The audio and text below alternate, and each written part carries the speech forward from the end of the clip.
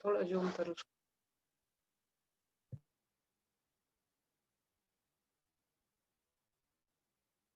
बस इतना ही होगा, बस ठीक है। यूजर आईडी होगा, ठीक है। चलो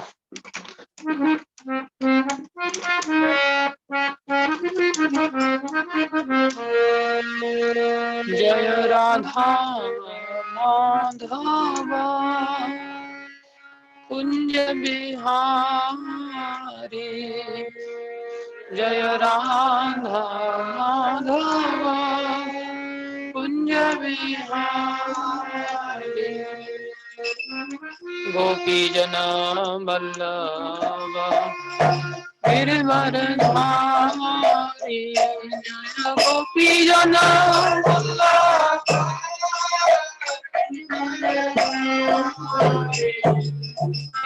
यशोदानंदन ब्रज रंजन, यशोदानंदन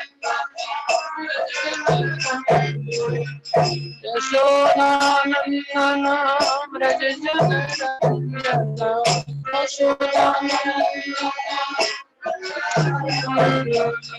यमुना तीरा वनचारी, यमुना तीरा वनचारी, जय राधा माधव कुंज बिहारी, जय राधा माधव कुंज बिहारी, जय राधा माधव कुंज बिहारी, कुंज बिहारी,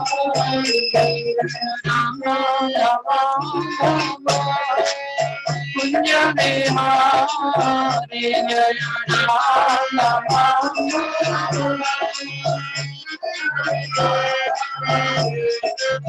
कृष्णा हरे कृष्णा कृष्णा कृष्णा हरे हरे, हरे राम हरे राम राम राम हरे हरे, हरे कृष्णा हरे कृष्णा कृष्णा कृष्णा हरे हरे राम हरे राम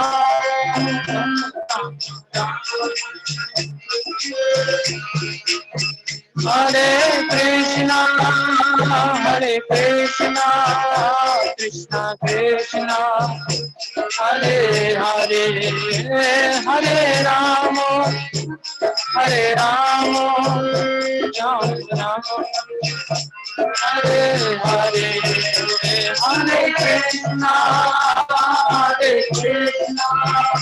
कृष्णा कृष्णा हरे हरे, हरे राम हरे राम,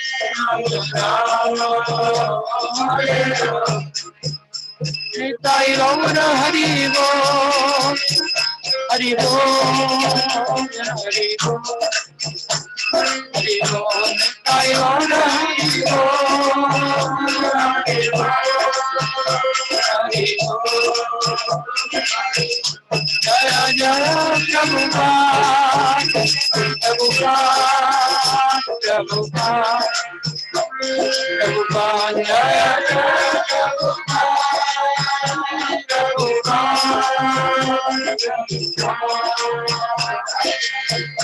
जय जय जय गुरुदेव गुरुदेव गुरुदेव,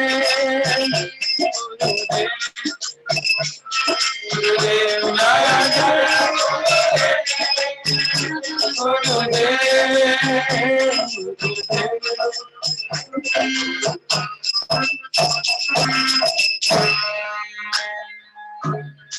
बोलो हरि नाम संकीर्तन महायज्ञ की जय। श्री श्री राधा राधा कांत भगवान की जय। श्री श्री गौर निताई पंच तत्व की जय। प्रहलाद नरसिंह देव भगवान की जय। षड गोस्वामी गण की जय। शिल गुरु परंपरा की जय।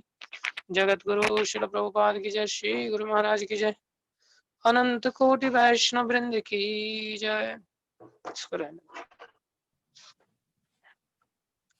आवाज थोड़ी सी कम आ रही है प्रभु जी। ओम अज्ञानं तिमिरन्धस्य ज्ञानञ्जनशलाकया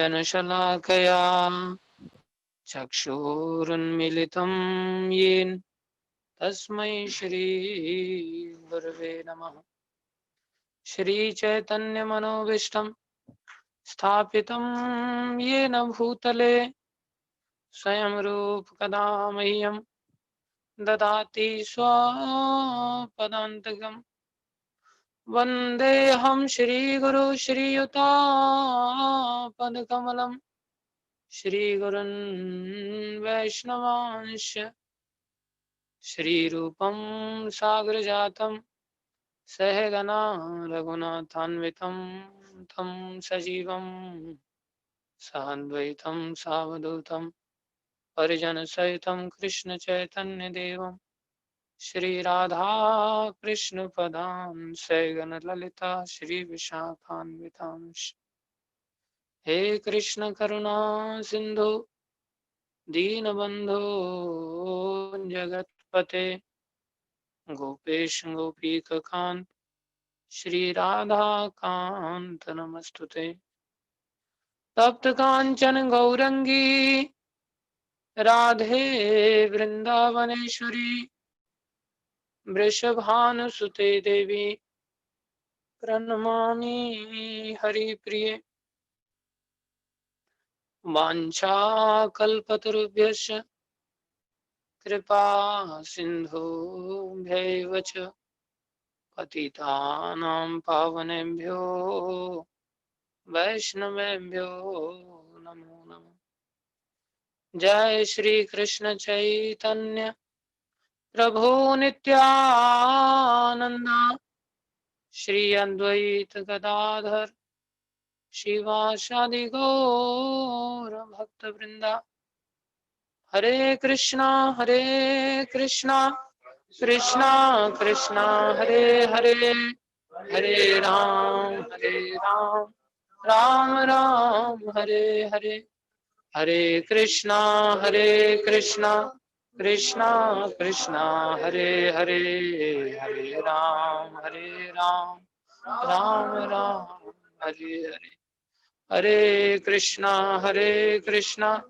कृष्णा कृष्णा हरे हरे हरे राम राम राम हरे हरे। गुरुवे गौरचंद्राय राधिकाय तदालये कृष्णाय कृष्ण भक्ताय तद्भक्ताय नमो नमः।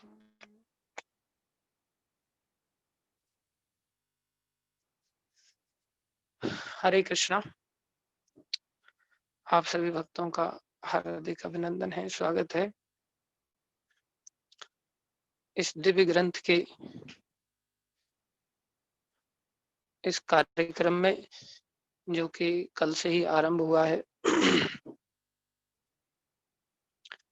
आप सभी से निवेदन है, गुरु वैष्णवों की दया से जो कुछ भी कहें, थोड़ी देर के लिए इन सभी बातों को बड़े ध्यान से सुनिए।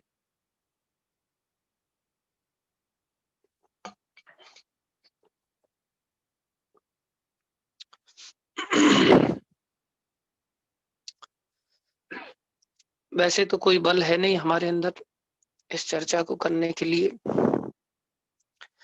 लेकिन श्रील विश्वनाथ चक्रवर्ती ठाकुर और संपूर्ण गुरु परंपरा श्रील प्रभुपाद और गुरुदेव की कृपा से ही इन बातों को थोड़ा सा हृदयंगम करने का प्रयास करेंगे। तो आप सभी से भी निवेदन है, आप भी इसका स्वयं आस्वादन करने की हेतु से ही इसको हम सभी समझने का प्रयास करें। वैसे हमारे इस आंदोलन का जो लक्ष्य है वह है स्वयं अनुभव करें और साथ में दूसरों को भी प्रचार प्रसार के माध्यम से इसको अनुभव गम्य बनाए। जैसे कि चैतन्य महाप्रभु ने स्वयं करके दिखाया। आपनी आचरते प्रभु जीवेर सिखाए। चैतन्य महाप्रभु ने अपने आचरण में इसको स्वयं किया और स्वयं करते हुए दूसरे भक्तों को भी इसको सिखाया। तो हम इसको पढ़ रहे हैं या इसको एक दूसरे के साथ हम अभी इस कोर्स के माध्यम से चर्चा कर रहे हैं। इसका मुख्य उद्देश्य हमारा पहले स्वयं आस्वादन करना है, अर्थात इस माधुर्य कादम्बिनी के माध्यम से जो भक्ति की विशेषताओं को वर्णित किया गया है, इसको हमने पहले स्वयं आस्वादन करना है, फिर प्रचार प्रसार अपने आप होता है, उसको करना नहीं पड़ता। अगर हम आस्वादन करने से पहले यदि प्रचार प्रसार के बारे में विचार करते हैं तो उसमें अनेकों दोष प्रवेश कर जाते हैं। उसमें लोभ आ जाता है, उसमें अहंकार आ जाता है, उसमें अन्य वासनाएं उत्पन्न हो जाती हैं, जैसे कि ईर्ष्या है, क्रोध है, ये सब चीजें उत्पत्ति हो जाती हैं। यदि हम स्वयं आस्वादन करने से पहले ही इसको प्रचार प्रसार का एक माध्यम अगर बना लेते हैं तो जैसे स्वयं आस्वादन करने के बाद अपने आप प्रचार कैसे होता है? बोले जैसे कोई व्यक्ति को अचानक से कोई असाध्य रोग हो गया हो, मान लो किसी को कैंसर हो जाए और अचानक से उस कैंसर के रोगी को कोई औषधि मिल जाए। किसी ने बताया भाई वहां पर इस प्रकार से एक व्यक्ति रहता है और बड़ी आयुर्वेद का ज्ञान रखता है और वो अच्छी औषधि देता है। उसने जाकर के वहां पर औषधि ले ली और वो ठीक हो गया। ठीक हो गया तो वो अचानक से दूसरे गांव में गया। दूसरे गांव में जाकर के देखा उसने कई सारे इसी रोग के लक्षण वाले लोग दिखाई दे रहे हैं। तो वो उन लोगों को स्वयं से जाकर के कहेगा कि नहीं कहेगा कि भाई आप भी जाकर के वहां से ये औषधि लेके आ जाओ? ऐसा कहेगा कि नहीं कहेगा? हाँ, कहेगा ना। कहेगा ही नहीं, वो हाथ धो करके पीछे पड़ जाएगा। तुम गए कि नहीं गए वहां पर? उनको फोन करके पूछेगा, बारंबार पूछेगा गए कि नहीं गए, क्यों नहीं गए अभी तक? मैंने आपको बताया मैं ठीक हो गया, बोले मैंने खाया था, मैं बड़ा पीड़ित था। तो वो उन लोगों के पीछे क्यों पड़ा हुआ है? क्योंकि उसने इन दो प्रकार के अनुभवों को ग्रहण किया है। पहला अनुभव तो उसने उस बीमारी के दुख को देखा है कि कितना दुख देने वाली बीमारी है, और उस दुख से फिर वो क्या हो गया है, उस औषधि को खा करके निकल गया है, ठीक हो गया। आनंद का भी उसने क्या किया है? अनुभव किया। तो उसने कौन कौन से अनुभव किए? दुख का भी अनुभव किया और दुख के पश्चात सुख का भी अनुभव किया। अब किसी दूसरे व्यक्ति को दुखी देखता है तो जाकर के तुरंत उसको झकझोरता है, अरे तुम क्यों नहीं अभी तक दवाई लेने के लिए गए? जाओ दवाई लेकर। हाथ जोड़ेगा, पैर पड़ेगा, क्योंकि वो जानता है जब मैं अपने दुख से जैसे बाहर आकर के सुख का आनंद का अनुभव कर रहा हूं, ऐसे ही कल जल करके जब ये आनंद का अनुभव करेगा तो ये मेरे को बारंबार धन्यवाद करेगा। अभी तो हो सकता है मेरी इस बात को इतना महत्व ना दे रहा हो, लेकिन मेरी तरह ही दुख तो ये भी पा रहा है, और कल चल करके मेरी तरह इस दुख से बाहर निकल करके सुख का भी अनुभव यही करेगा। तब इसके आनंद की सीमा कितनी होगी, तब ये अपने आप को मेरा कितना ऋणी समझेगा। तब ये उस समय इतना समर्पित हो जाएगा कि इसको मैं जो कुछ भी कहूंगा ये सब कुछ करने के लिए तैयार हो जाएगा। बस इसको कैसे भी एक बार ठीक करना है। तो ये प्रचार प्रसार उसको करना पड़ा या स्वयं से हो रहा है? स्वयं से हो रहा है, करना थोड़ी पड़ रहा है उसको। कोई धक्का मार रहा है क्या उसको बताने के लिए कि जा तू जा करके इसका प्रचार प्रसार कर? धक्का मारना पड़ रहा है क्या? फिर आप क्यों कह रहे थे करना पड़ रहा है? स्वयं से हो रहा है ना। लेकिन स्वयं से कब हो रहा है? पहले उसने क्या किया? आस्वादन किया, अनुभव किया। अगर ऐसा नहीं हुआ, अगर ऐसा नहीं हुआ, सीधा ही अगर उसको प्रचार प्रसार करने के लिए कहा जाए तो उसको अनुभव तो है नहीं, तो उसको क्या करे, क्या सोचेगा, मैंने इसको दवाई दी, लोभ जागृत हो जाएगा, मेरे को इससे कुछ पैसा मिलना चाहिए, सरलता नष्ट हो जाएगी, कामनाएं जागृत हो जाएंगी, ईर्ष्या जागृत हो जाएगी, कहीं इसने तो जाकर के नहीं बता दी मेरी दवाई, कहीं इसने तो उसका पता नहीं बता दिया कहीं मेरी जगह पर, ये आकर के यहाँ प्रचार करने के लिए कैसा चला आया, जब मैं यहाँ पहले से बैठा हूँ तो तो ये ईर्ष्या द्वेष की उत्पत्ति हो जाती है। इसलिए हमारा उद्देश्य इस ग्रंथ का आश्रय लेने का एकमात्र है कि हम लोग इसको समझ करके अपने जीवन में सबसे पहला कार्य क्या करें, हम भक्ति का क्या कर सकेंगे, आस्वादन कर सकेंगे।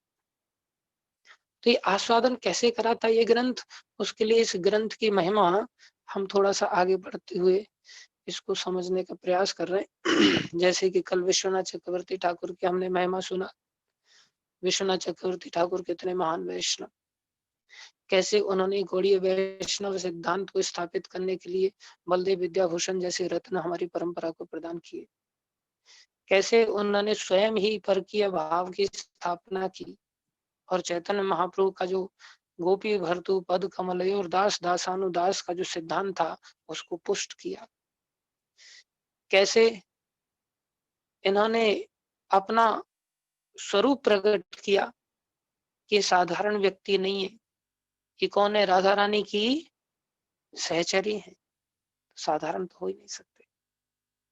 यहाँ तक शास्त्रों में इनकी लीलाओं के बारे में वर्णन आया कि स्वयं भगवान इनके पास प्रकट होकर के इनकी सेवा ग्रहण करने के लिए गए। एक ब्राह्मण जो गोकुलानंद भगवान की सेवा करता था वो इनके पास लेकर के गया ठाकुर जी को, क्योंकि ठाकुर जी ने उसको स्वप्न आदेश दिया, जाकर के तुम विश्वनाथ चक्रवर्ती ठाकुर के पास ले चलो, मैं उनसे सेवा ग्रहण करना चाहता हूँ। और जब वो लेकर के पहुंचा तो इन्होंने देखा, तो इन्होंने कहा मेरे को तो कोई ऐसा आदेश नहीं मिला, मैं सेवा नहीं कर सकता, ले जाओ बोले। तब ठाकुर जी स्वयं ही इनके प्रेम भाव से लालायित होकर इनके पास भी आकर के स्वप्नादेश करते, अरे मैं आया था तुमने क्यों लौटा दिया, मैं तुमसे सेवा ग्रहण करना चाहता हूँ। देखो भगवान अनंत कोटि लक्ष्मियों से सेवित भगवान वो कितने उतावले हो जाते हैं अपने प्रेमी भक्तों से सेवा ग्रहण करने के लिए।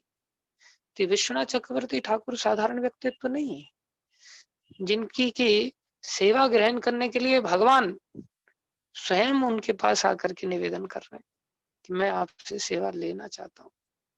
विश्वनाथ चक्रवर्ती ठाकुर के गोकुलानंद भगवान जिनकी सेवा की इन्होंने, आज भी वृंदावन में गोकुलानंद मंदिर है, हम सभी वहां जाकर के दर्शन कर सकते हैं। उन्हीं के द्वारा ये प्रतिपादित ग्रंथ है जो कि कैसा है, बोले इस भक्ति के आस्वादन में जितनी भी बाधाएं हैं उन सारी बाधाओं को एक प्रकाश के स्तंभ की भांति, जैसे हम लोग गाड़ी चलाते हैं तो गाड़ी में सामने दो लाइट्स होती हैं, तो लाइट की फॉक्स पड़नी चाहिए ना आगे तक, उसको लाइट बीम कहते हैं, स्तंभ जैसा आगे बिल्कुल ऐसा चला जाता है, वो आगे तक दूर तक का रास्ता दिखाता है। उससे क्या होता है, अगर गाड़ी की लाइट दूर तक ना जाए, सामने ही दिखाई दे, तो क्या अंतर पड़ेगा,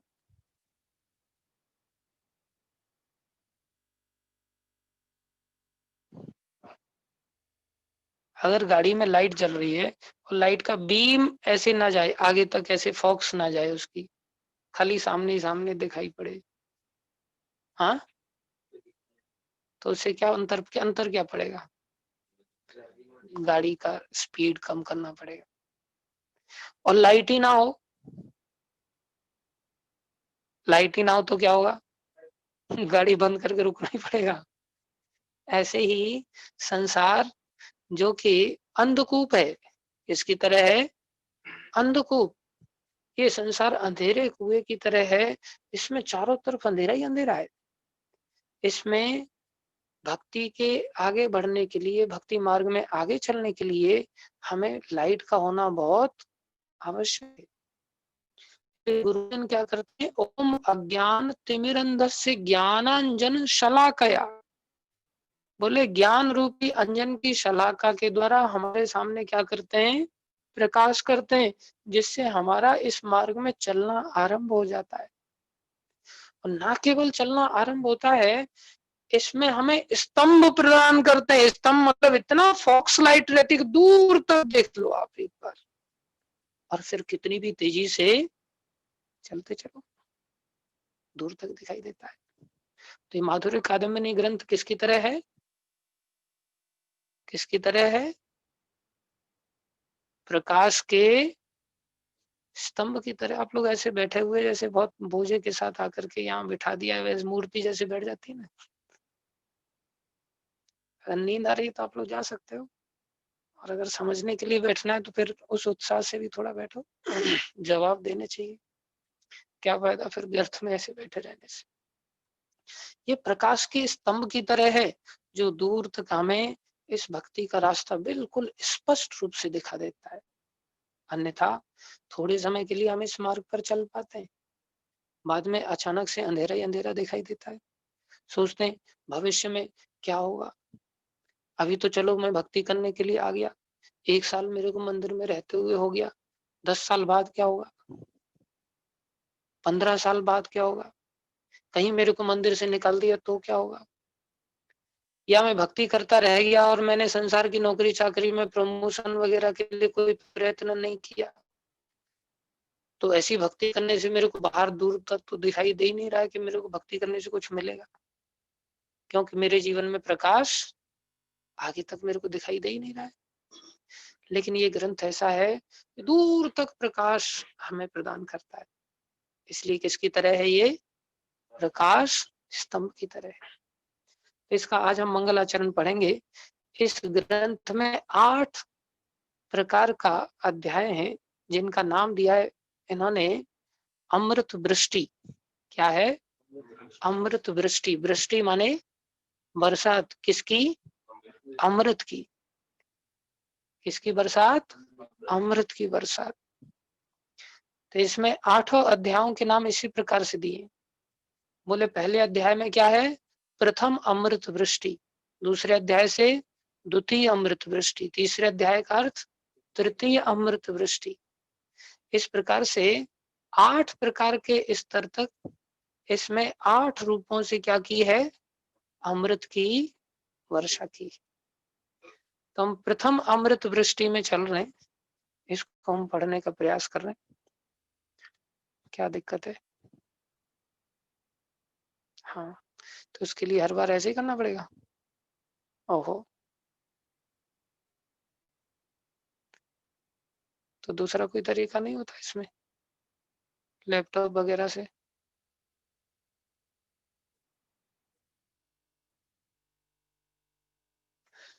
प्रथम अमृत वृष्टि में सामान्य मंगला यहाँ पर आरंभ, आप सब भी पढ़ सकते हैं इसमें।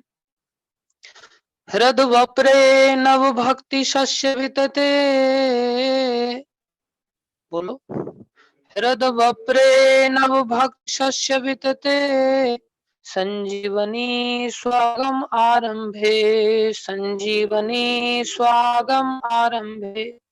तप तप काम तपर्तु दाह दमनी विश्व उपोल्लासिनी, काम तपत्तर्तु दाह दमनी विश्व उपोल्लासिनी, दूरान्मे मरुशाखिनो अपि सरसी भावाय भूयात् प्रभु, दूरान्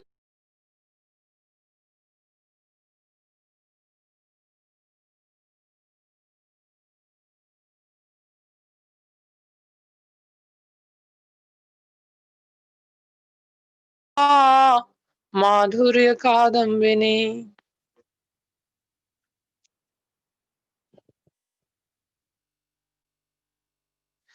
बोले ये माधुर्य कादम्बिनी क्या है, कादम्बिनी का अर्थ क्या होता है? बोले कादम्बिनी मतलब जल से भरे हुए बादलों की एक पंक्ति। कादम्बिनी का क्या, जल से भरे हुए बादलों की एक पंक्ति। बोले बादलों की पंक्ति की क्या आवश्यकता है? बोले भक्ति की शुरुआत ही यहाँ से होती है। जैसे हम पढ़ते हैं, सुबह सुबह मंगल आरती में गाते हैं, संसार दावानल लीड लोक त्राणाय कारुण्य घना घना त्वं प्राप्तस्य कल्याण गुणार्णवस्य वंदे गुरु श्री चरणारविंदम। बोले संसार दावानल है। दावानल मतलब जंगल की भीषण आग। जंगल की आग को बिना बरसात के बुझाया नहीं जा सकता। उसको किसी भी उपचार से नहीं बुझाया जा सकता। एक ही उपचार है, एक ही रास्ता है, वो क्या है? जंगल की आग को बुझाने का एक ही रास्ता है, वो क्या है? बरसात। बरसात हो बस। इसलिए बोले ये ग्रंथ क्या करने वाला है? बोले ये ग्रंथ का नाम ही क्या दिया? कादम्बिनी। पहला नाम का अर्थ क्या है? कादम्बिनी। कादम्बिनी का अर्थ क्या है? ये मेघों की एक पंक्ति है। ये कौन से मेघों की? जो कि बरसात अर्थात जल से भरे हुए। जल से मेघों की एक पंक्ति है, अर्थात ऐसे बादलों का समूह है जिनमें 8 प्रकार से वर्षा हो रही। 8 अध्यायों के माध्यम से ये 8 प्रकार के बादलों का एक लाइन है जो हमारे ऊपर त्राणाय कारुण्य घना घनात्वम घनघोर वर्षा करने वाली। क्या करने वाली है? घनघोर वर्षा करने वाली। बोले किस चीज की वर्षा करने वाली है? माधुर्य कादम्बिनी। किसकी वर्षा? माधुर्य। माधुर्य मतलब मधुरता की वर्षा करने वाली। किसकी वर्षा? बोले माधुर्य क्या होता है? माधुर्य क्या होता है? बोले आचार्य वर्णन कर रहे हैं माधुर्य की परिभाषा क्या है। माधुर्यम नाम चेष्टा नाम सर्व अवस्था सुचारुता। बोले माधुर्य की परिभाषा है माधुर्यम नाम चेष्टा नाम सर्व अवस्था सुचारुता। बोले सारी अवस्थाओं में अर्थात हर समय हर परिस्थिति में, चारुता मतलब अत्यंत आस्वादनीय जो है। कैसा है? अत्यधिक निरूपम मनोहर है, जिसकी उपमा कोई, जो स्तर की समस्त उपमाओं से परे की वस्तु है, जो इतनी चारुता, इतनी मिठास, इतने मनमोहकता से भरी हुई है, उसको क्या कहते हैं? माधुर्य। उसको क्या कहते हैं? अर्थात ऐसी चेष्टा जो सब समय बनी रहे। कैसी चेष्टा? बोले अनुपम मनोहरता से भरी हुई। कैसी चेष्टा? अनुपम मनोहरता से भरी हुई चेष्टा। बोले वो माधुर्य। ऐसी अनुपम मनोहरता किसके अंदर है? बोले ऐसी मनोहरता भगवत तत्व के अंदर है। किसके अंदर है? भगवत तत्व के अंदर है, भगवान के अंदर है। बोले भगवान के कितने प्रकार के रूप पाए जाते हैं? भगवान को 3 प्रकार से अनुभव किया जाता है। कौन कौन से? परम ब्रह्म स्वरूप, परम आत्म स्वरूप और भगवान स्वरूप। भगवान को 3 प्रकार से अनुभव किया जाता है। कौन कौन से? पर ब्रह्म अर्थात ब्रह्म भी कहते हैं, दूसरे परम आत्म, तीसरा भगवान। तो बोले परमात्म तत्व, भगवत तत्व और पर ब्रह्म तत्व में क्या अंतर है?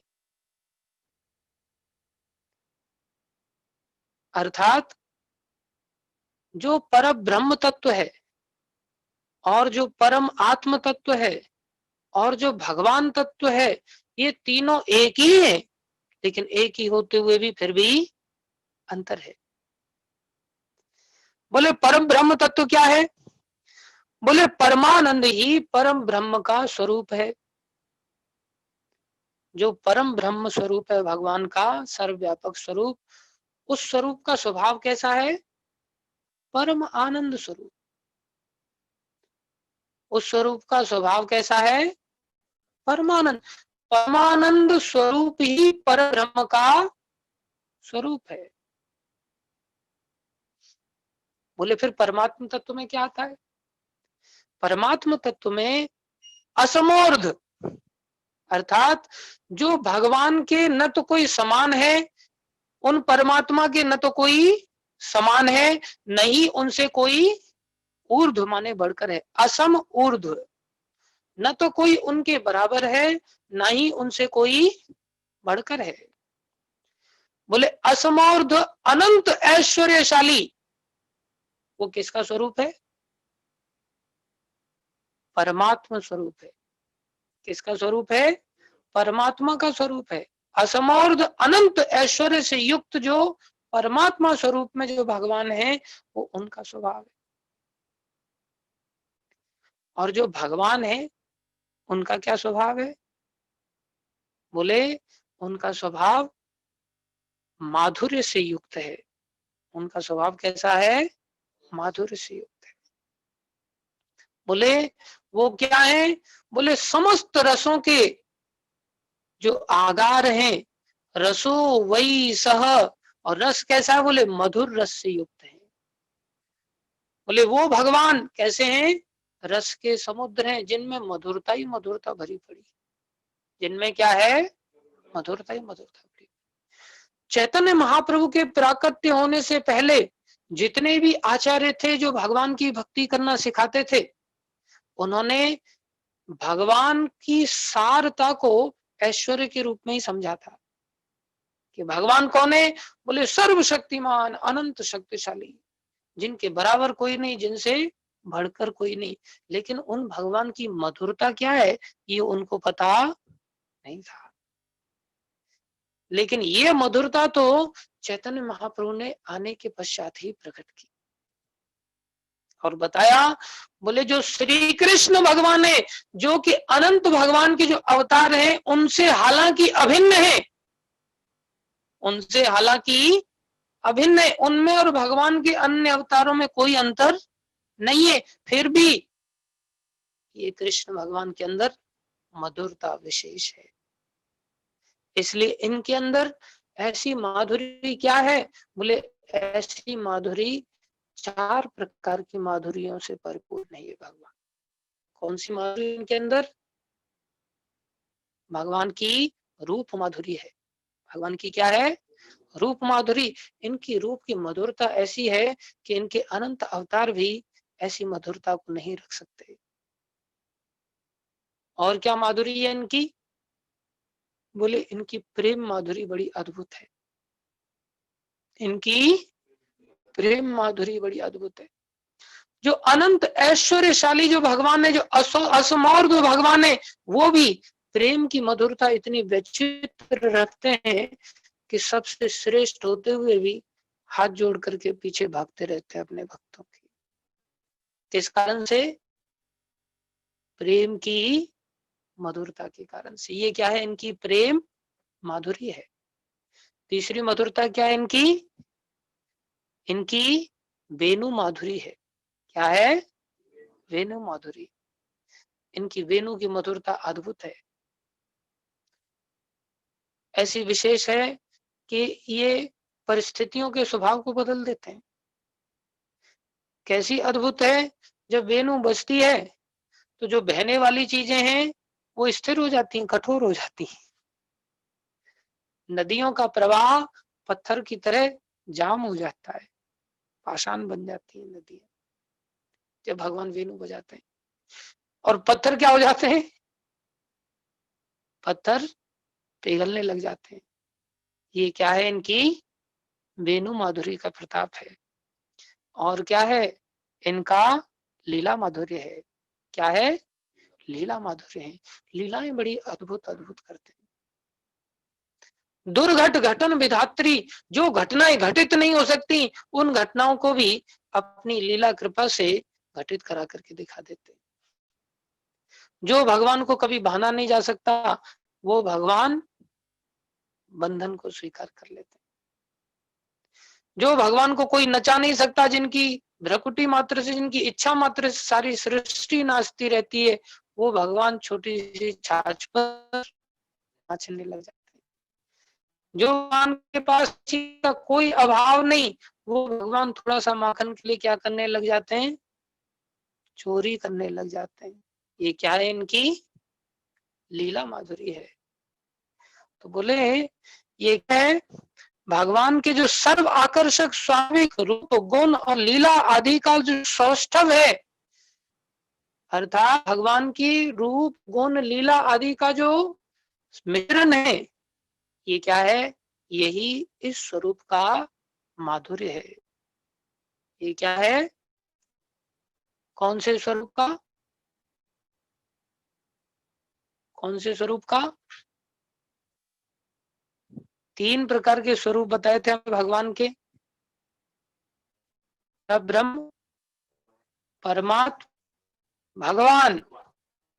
तो परम ब्रह्म का क्या लक्षण है, परमानंद ही इनका लक्षण है। और परमात्मा स्वरूप का क्या लक्षण है, असमौर्ध अनंत ऐश्वर्यशाली है, अनंत ऐश्वर्य से परिपूर्ण है और इनके कोई बराबर नहीं, कोई इनसे ऊपर नहीं। और भगवान का क्या लक्षण है, माधुर्य से परिपूर्ण है। अर्थात इनके जो भगवत तत्व है, जो भगवान के अवतार हैं, बोले उनके अंदर, लेकिन उन सभी भगवान के अवतारों में भी जो कृष्ण स्वरूप है, ये क्या है, माधुर्य की अंतिम सीमा है। ये क्या है, माधुर्य की अंतिम सीमा है। इसलिए इनको रसो वही सह तो कहते हैं, बोले ये तो साक्षात रस है, रस के ही विग्रह है, मधुरता के विग्रह है, इतनी मिठास है इनके अंदर कि कौन ऐसा है जो इनकी इस माधुर्य से प्रभावित ना होता हो। चाहे वो वृक्ष ही क्यों नहीं है, चाहे वो पशु ही क्यों नहीं है, चाहे वो जंगम तिर्यक आदि योनियों में से कोई भी क्यों नहीं है, कौन ऐसा है जो सर्व आकर्षक ऐसी माधुरी को धारण करने वाले, जो भगवान रसोवई सह रस के आगार हैं, इनसे प्रभावित ना हो। अरे विष्णु स्वरूप के दर्शन करके जो भगवान के दर्शन हुए ध्रुव महाराज को, तो ध्रुव महाराज उसी के प्रति, उसी स्वरूप के प्रति इतने प्रभावित हो गए कि वो चूमने लगे भगवान के हाथों को पकड़ करके। ऐसी रूप माधुरी, हम भी संसार में रूप के प्रति पागल हो जाते हैं। जो संसार में मलमूत्र का रूप है, उसी को खाली ब्रह्मा जी ने थोड़ा सा पैकिंग कर दिया है, उस रूप माधुरी में ही बह जाते हैं। हम भूल जाते हैं कि संसार में हम किस लिए आए थे और क्या करने जा रहे हैं। और वो रूप माधुरी भगवान के भगवत तत्व में जो स्थापित है, वो बड़ी अद्भुत है।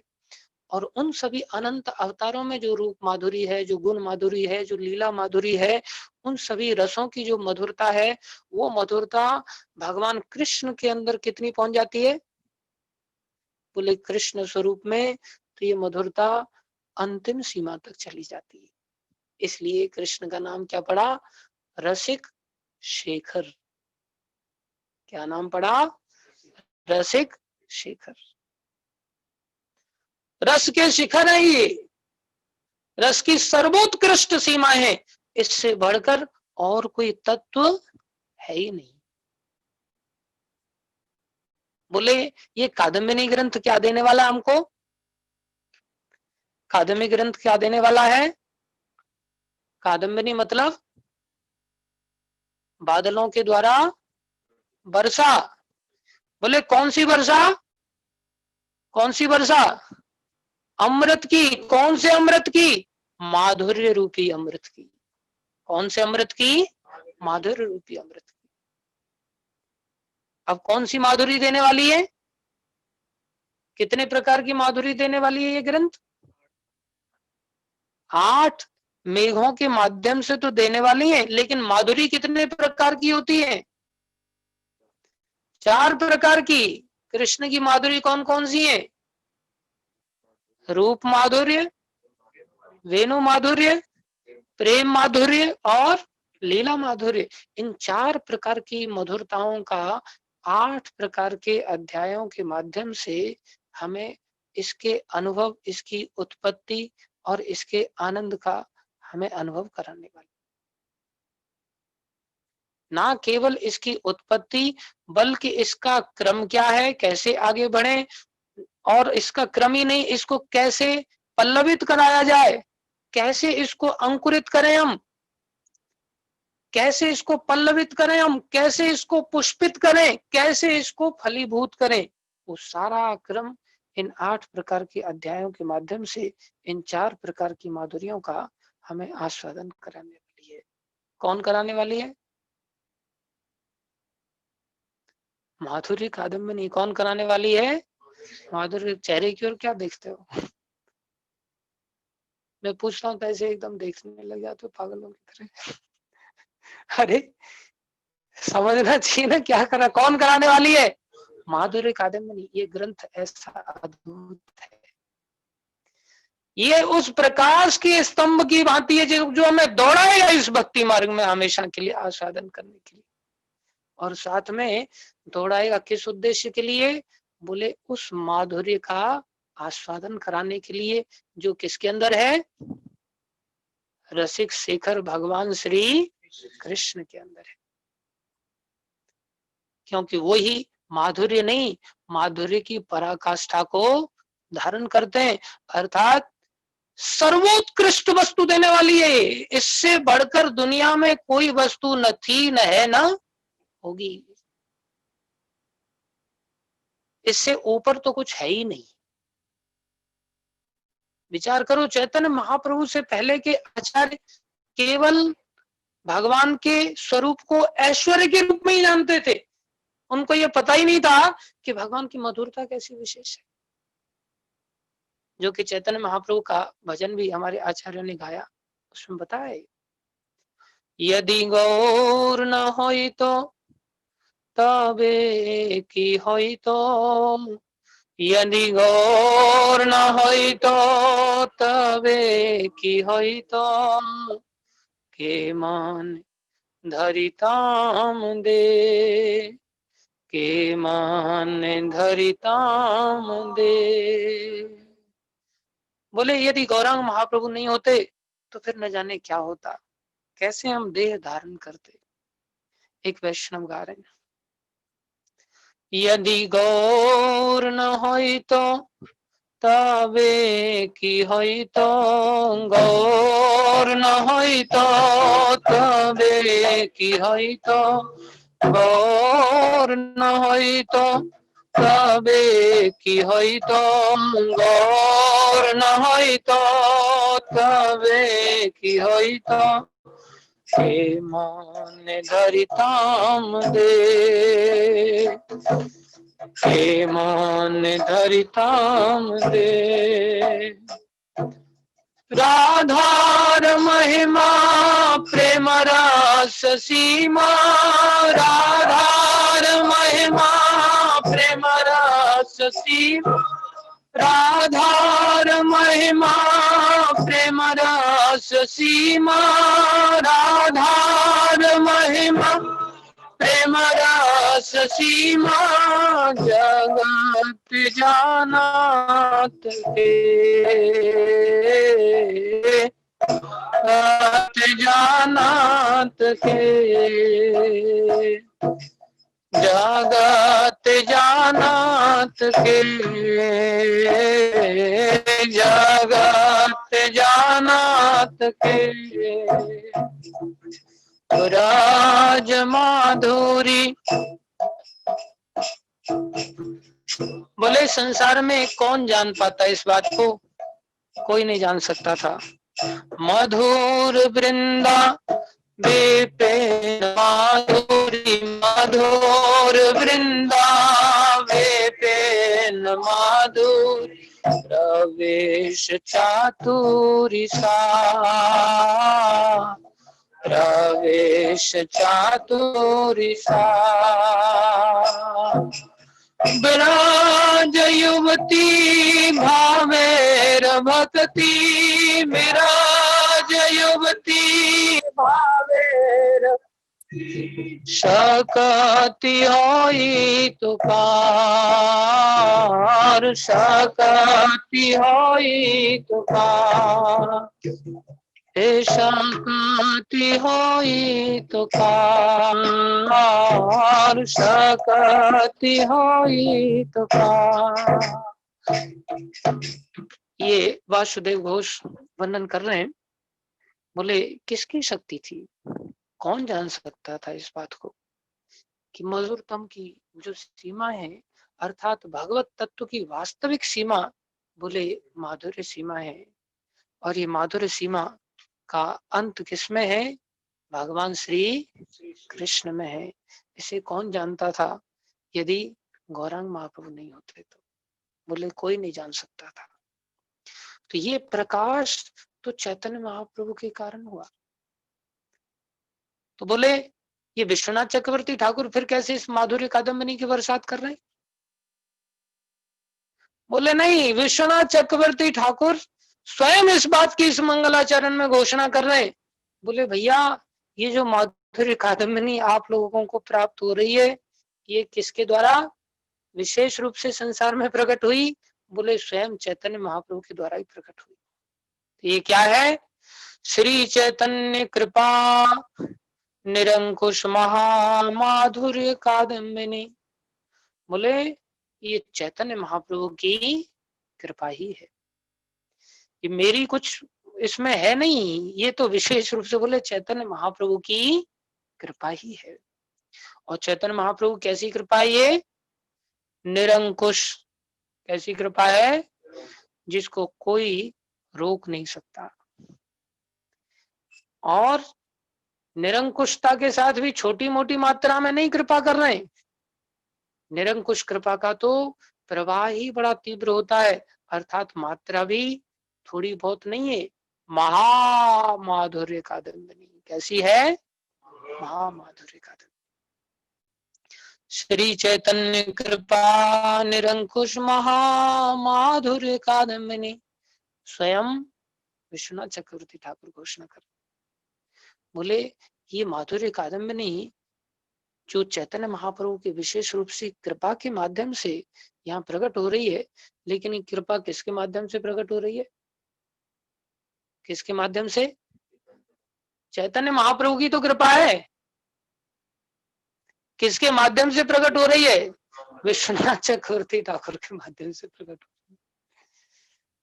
चैतन्य महाप्रभु की कृपा श्री विश्वनाथ चक्रवर्ती ठाकुर के माध्यम से प्रकटित हो रही है। महाप्रभु ने अपने अलग अलग प्रकार की कृपाओं के लिए अलग अलग वैष्णवों का चुनाव किया, और ये कृपा चैतन्य महाप्रभु की जो विश्वनाथ चक्रवर्ती ठाकुर के माध्यम से प्रकट हुई सारे संसार में किसके द्वारा फैली, प्रभुपाद जी के माध्यम से फैलाने का कार्य किया। अब हमारी इच्छा है हम इसको कैसे ग्रहण करते हैं। बोले कृपा क्या देने वाली है, सबसे पहला शब्द क्या है, बोले हृदय बप्रे नव भक्ति शस्य वितते संजीवनी।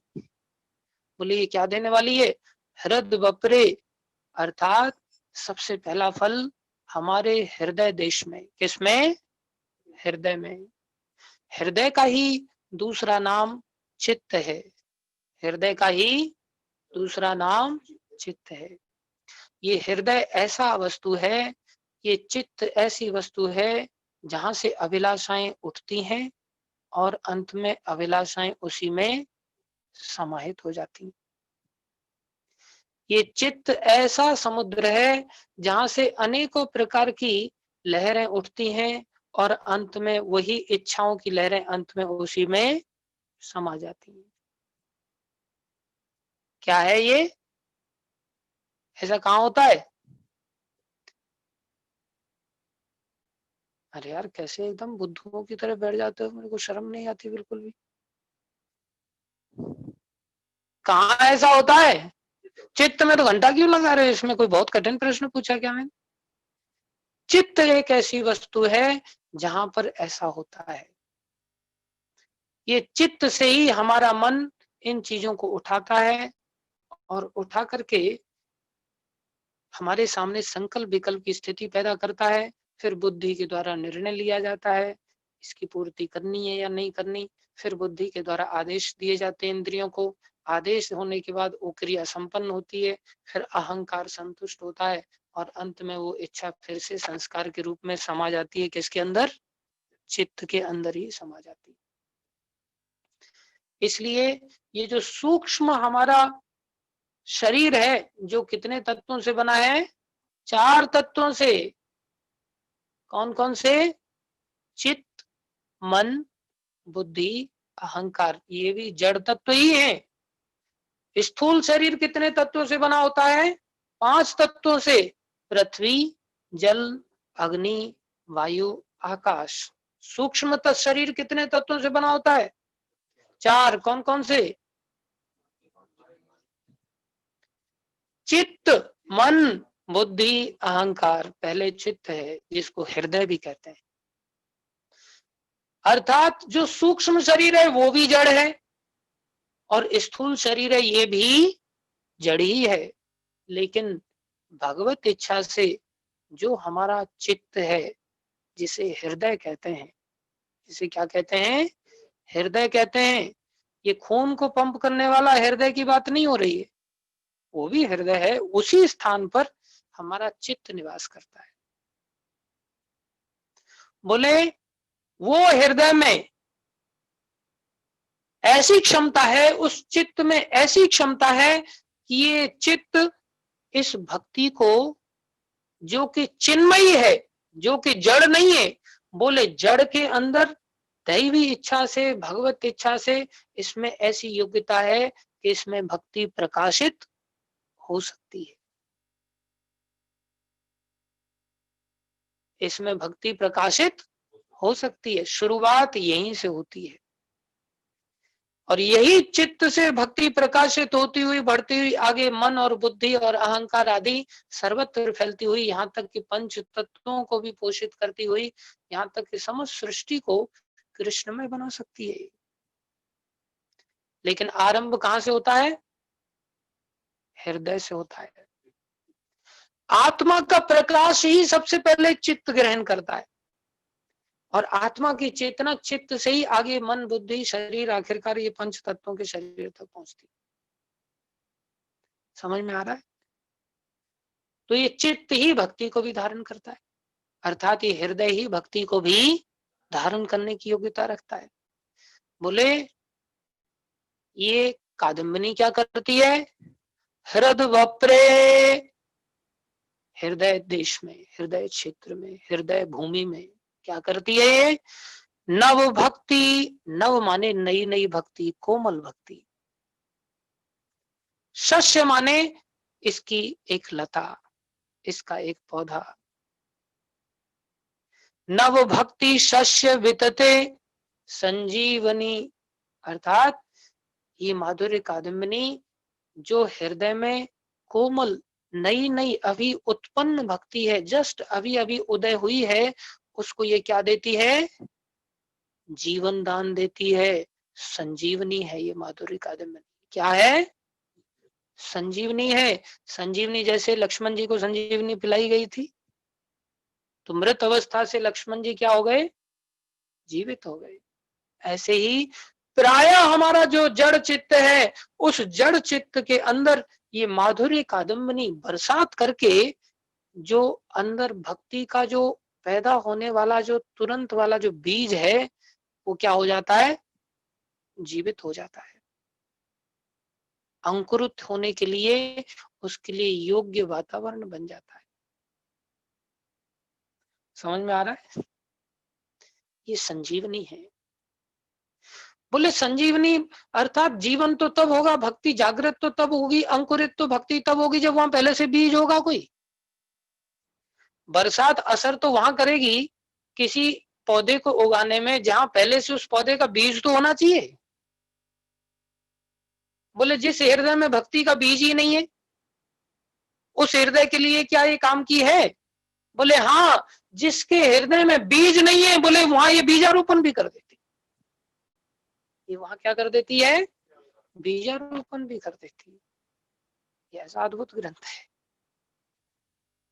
बोले चलो किसी के हृदय में बीजारोपण भी कर दिया, बरसात भी हो रही, लेकिन किसी का हृदय बड़ा कठोर है, पत्थर जैसा बना पड़ा है, ऊसर भूमि है, उसके हृदय में उपजाऊ शक्ति नहीं है। बोले उसका क्या करती है? बोले उसके अंदर उपजाऊ शक्ति भी पैदा कर देती है। पत्थर जैसे कठोर हृदय को, तपते हुए भूमि को भी ये ऐसी योग्य बना देती है, जिससे कि वहां पर भक्ति का अंकुर निकल आता है, भक्ति प्रकट हो जाती है। इसलिए इसे हम साधारण ना समझें। कैसा ग्रंथ है? हृद वप्रे नव भक्ति शस्य वितते संजीवनी। और ये कहां से प्राप्त हुई? श्री चैतन्य कृपा निरंकुश महा माधुर्य कादम्बिनी। ये चैतन्य महाप्रभु की अपार कृपा के कारण ही ऐसा संभव। तो चैतन्य महाप्रभु की इस कृपा का, इस मंगलाचरण के माध्यम से इस माधुर्य कादम्बिनी ग्रंथ के फलों का वर्णन कर रहे हैं श्रील विश्वनाथ चक्रवर्ती ठाकुर, जिसमें पहला फल हमने आज समझने का प्रयास किया। कादम्बिनी शब्द का अर्थ समझा, माधुर्य का अर्थ समझा, और महामाधुर्य कादम्बिनी का अर्थ समझा। और ये महामाधुर्य कादम्बिनी क्या है? चैतन्य महाप्रभु की ही निरअंकुश क्या है?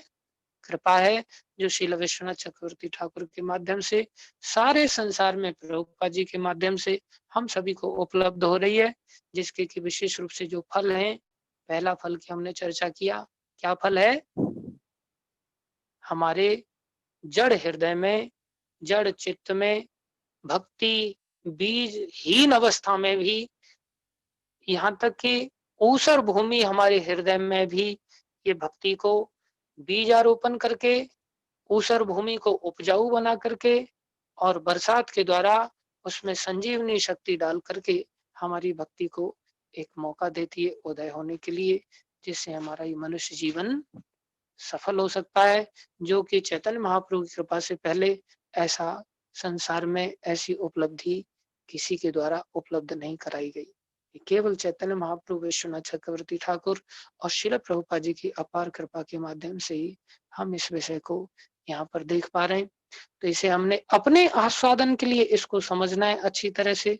इसको महाप्रभु से, श्रील विश्वनाथ चक्रवर्ती ठाकुर से, प्रभुपाद जी से बारंबार कृपा याचना के माध्यम से हमें यही प्रार्थना करनी है कि हम पहले स्वयं इस भक्ति का आस्वादन कर सकें, जो आने वाले 8 अध्यायों में 8 अमृत अध्यायों की वृष्टि के रूप में हमारे सामने प्रकट होगी। तो इसको क्रमशः बड़े उत्साह के साथ हमने प्रति सैटरडे संडे के 9 से 10 के जो कार्यक्रम है, इसमें भाग लेकर के इसको समझना है।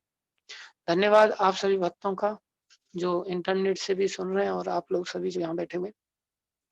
तो इसमें बहुत आगे जाना था हमने, लेकिन क्या करें, अभी छोड़ नहीं सकते विषयों को, इसलिए इसी प्रकार से धीरे धीरे ही बढ़ेंगे, लेकिन इसी प्रकार से आगे बढ़ेंगे, अच्छी तरह से समझते हुए आगे बढ़ेंगे। तो आप सबका बहुत बहुत धन्यवाद। किन्हीं का कोई इस संदर्भ में प्रश्न हो तो पूछ सकते हैं। हरे कृष्णा। धन्यवाद आप सभी भक्तों।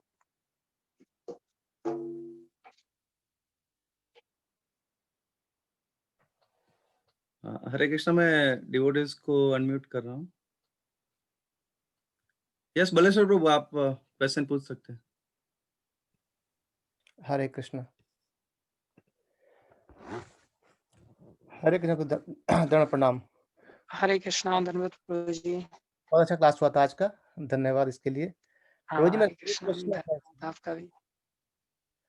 हम समझते हैं कि जैसे कि भगवान परमात्मा और ब्रह्मन, हम जानते हैं उनको कि सच्चित आनंद की वजह से, तो ब्रह्मन रिलाइजेशन में सत्य होते हैं, जहाँ पे कि भगवान के साथ आमोद प्रमोद नहीं हो पाता है।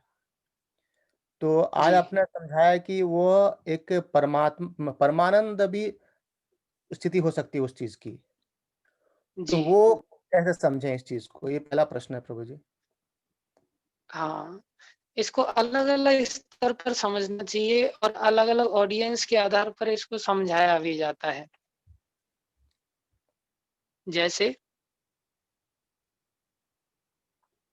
अभी कुछ लोग हैं जिनको समझाने के लिए मोटे स्तर पर समझाना पड़ता है, तो उसमें इन तीनों तत्वों को तोड़ दिया जाता है, सत चित आनंद, जिसमें सत की सत्ता ब्रह्म के अंदर, चित और सत की सत्ता दोनों की सत्ता परमात्मा परमात्मा तत्व के अंदर, और सत चित आनंद तीनों की सत्ता भगवान पे। भगवत तत्व के अंदर। ठीक है, इस प्रकार से इसको समझाएगा। ये हो गया एक मोटा तौर समझाने का। दूसरा, इसे सूक्ष्म तौर भी कह सकते हैं समझाने का, जो आध्यात्मिक दृष्टिकोण से समझाया गया। और भौतिक दृष्टिकोण से अगर देखा जाए तो जो आनंद तत्व है वो तो मोक्ष में ही प्राप्त हो जाता है। संसार के जितने दुख हैं वो सारी समाप्ति तो मोक्ष की प्राप्ति से ही आरंभ हो जाती है। तो उसमें जो परम ब्रह्म है, ये आनंद स्वरूप तो है ही, उस आनंद में भी ऐश्वर्य स्वरूप चैतन्य, ये परमात्मा स्वरूप के अंदर प्रकाश होता है। और ना केवल ऐश्वर्य स्वरूप प्रकाशित होता है, उसमें आनंद और ऐश्वर्य दोनों ही प्रकाशित होते हैं, क्योंकि आनंद तो उसमें अपने आप ही जाएगा और भगवान का ही स्वरूप है, तो इसलिए आनंद तो होगा ही होगा, उसमें आनंद ना हो ऐसा तो हो नहीं सकता। और वही भगवान, हम कह रहे हैं कि भगवान की तीन प्रकार से अनुभूति है, तो तीन अनुभूति है तो भगवत तत्व में आनंद तो होना ही चाहिए। ये संसार जड़ तत्व है, यहाँ निरानंदमय है, तो यहाँ से जैसे ही परे गए तो आनंद का शुरुआत होना चाहिए। इसलिए जितने भी भगवान के निराकारवादी उपासक भी हैं, उनको भी भगवान ने स्वीकार किया। हालांकि ये जरूर कहा कि भैया इसमें कष्ट है इस मार्ग में, लेकिन आपको आखिरकार आनंद तो मिलेगा। लेकिन अभी यहाँ तुलना की जा रही है माधुर्य वाले आनंद की या भौतिकता वाले निरानंद से परे वाले आनंद की। तो जो माधुर्य वाला आनंद है वो तो आनंद की अंतिम सीमा है, जो भगवान श्री कृष्ण में पाई जाती है। जी प्रभु जी, धन्यवाद प्रभु जी, बहुत सुंदर। हरे कृष्ण हरे कृष्ण। प्रभु जी, दूसरा प्रश्न मेरा था, आपने जी आज क्लास शुरू करते ही बोला था कि हमें पहले आस्वादन करना है फिर प्रचार करना है। तो जी आपने एग्जाम्पल दिया था कि जिस बंदे को कैंसर हुआ हो फिर वो पहले दवा लेके फिर प्रचार करेगा, अपने आप हो जाता प्रचार, वो करना नहीं पड़ता उसको। जी जी। तो प्रभु जी, ये मेरा एक पर्सनल क्वेश्चन है कि अभी मैं यहाँ पे प्रयास करता हूँ प्रचार करने का, लेकिन उस तरह से आस्वादन कभी हुआ नहीं है, तो क्या करना चाहिए?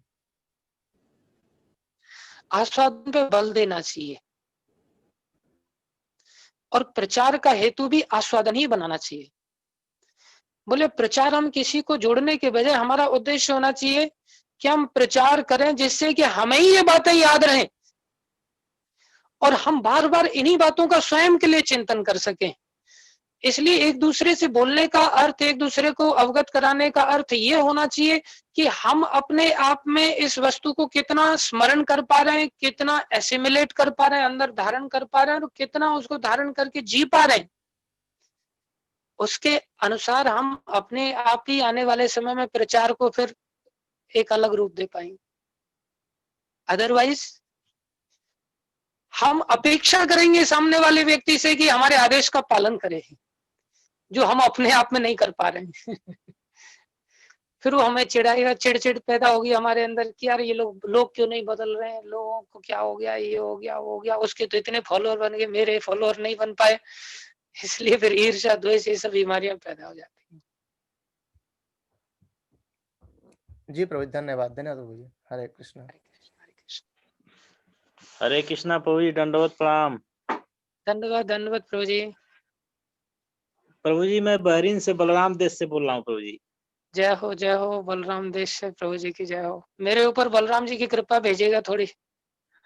प्रभु जी, हमारे गुरु महाराज जी स्वामी पताका महाराज जी को कोरोना वायरस जी हुआ जी है, तो पता उनके चला लिए पता चला। हाँ, उनके लिए थोड़ा प्रभु जी आप प्रार्थना करवा दीजिएगा हमारे गुरु महाराज के लिए। बस जरूर यही जरूर हमारा जरूर। प्रश्न है प्रभु जी, और कुछ नहीं है, और सब मैं ठीक है। सभी बहुत भक्तों अच्छा से, लगा। जितने भी भक्त लोग इस क्लास के माध्यम से जुड़े हुए हैं, मैं सभी से प्रार्थना करता हूँ कि हम सभी लोग पूज्य जय पताका स्वामी महाराज के लिए हम सभी प्रार्थना करें, जिससे कि वो शीघ्र अति शीघ्र स्वस्थ हो जाएं और हम जैसे पतितों के ऊपर पुनः कृपा बरसाएं, जैसे कि वो कृपा बरसाने के लिए प्रसिद्ध हैं सारे संसार में। तो हम सभी से निवेदन करते हैं कि आप सभी एक बार इस महामंत्र का उच्चारण करें। हरे कृष्णा कृष्णा कृष्णा कृष्णा हरे हरे राम हरे राम राम राम हरे हरे। धन्यवाद धन्यवाद सभी भक्तों हरि बोल, हरे कृष्णा। प्रभु जी दंडवत प्रणाम। को। और कोई प्रश्न है कि नहीं का?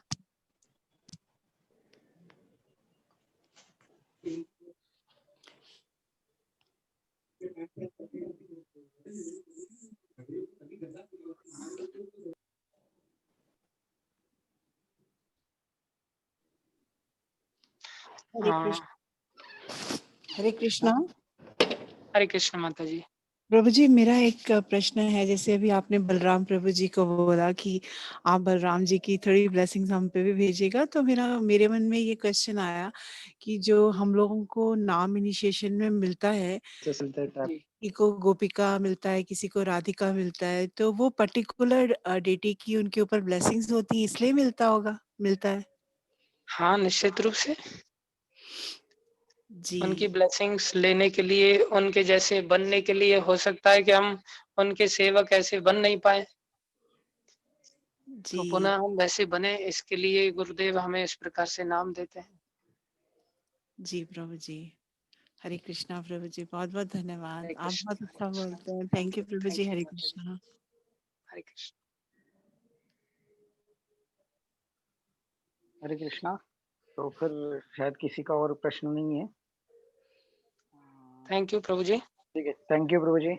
और हाँ, एक प्रभु जी आपने का बहुत अच्छा मैसेज क्लास आया किया। था कि possible can we have classes daily, 5 day break is very long. Arjun Prabhu का मैसेज है, तो मैं अच्छा वही अच्छा अच्छा, उसके कोई नहीं, बाद इसको थोड़ा सा आने वाले समय में बढ़ाएंगे, लेकिन फिलहाल तो अभी ऐसे ही चलेंगे। जी थोड़ा सा कई सारे कार्य हैं, तो जी प्रभु जी। समय इतना एक्चुअली नहीं निकल पा रहा। लेट भी काफी हो जाता है प्रभु को रात में, और बाकी डिवोटीज को भी ये रात का टाइम ही सुटेबल है। हाँ, थैंक यू सो मच कोई प्रभु। नहीं, जल्दी से प्रयास करेंगे, जितना हो पाएगा जरूर। थैंक यू थैंक यू सभी प्रभु। भक्तों को धन्यवाद मेरा। हरे कृष्ण। हरे कृष्ण।